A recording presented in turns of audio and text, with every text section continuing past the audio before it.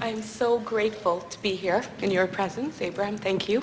I have a question. I've been reading a lot about this family of light, Galactic Federation of Light, and there's been a lot of information on it. I wanted to know what your perspective of that is. Our perspective is irrelevant.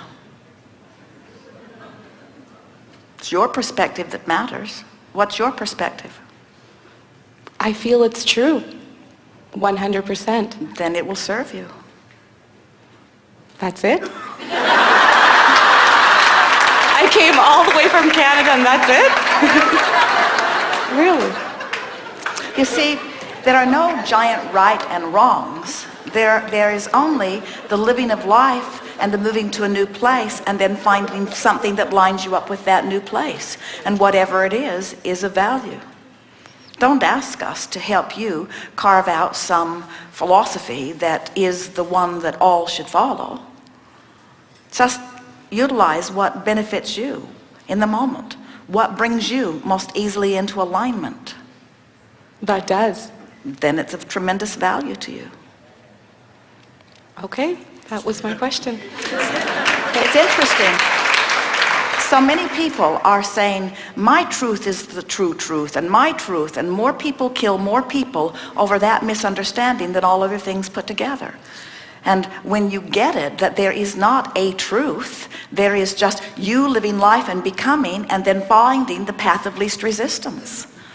That's all there is. When you say there is not one truth, but there has the source, somehow the source came to be. But source is diverse.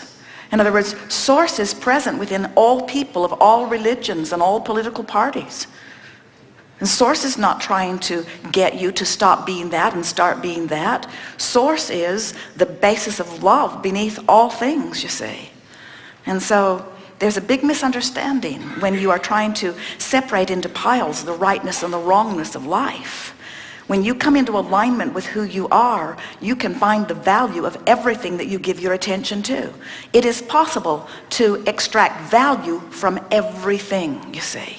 To see good in all things takes a little tuning, but source does that, and you can too. So very often, people will bring a book, they will bring some philosophy, and they want us to agree with them that this is the truth, but we never do agree that this is the truth. A woman said one day, is it true that such and such of religion are the true religion? And we said, well, they think that that is true. And she said, so you agree with that? And we say, you are all extensions of source energy. And whatever you want to use as your means to bring yourself into alignment with source will serve you. But this is how you can really tell if it is source orientation. If it is source, it does not try to get you to do something else. If it is source, it does not try to say it is the only truth. But there is a truth, though, that exists, that without I believing it or you believing it, it exists. But you see, what is truth? So truth is backed up by evidence. And the thing that's really interesting about that is that when you give your attention to anything long enough, the evidence of what you've given your attention to will surround you.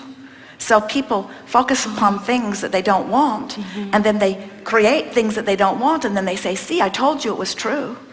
And we say, we would not use the truth of anything as our criteria. We would use how it feels. Because if you use how it feels as your criteria about whether to focus upon it or not, then what you're saying is, as I feel good as I focus here, that means that the source within me is focused similarly.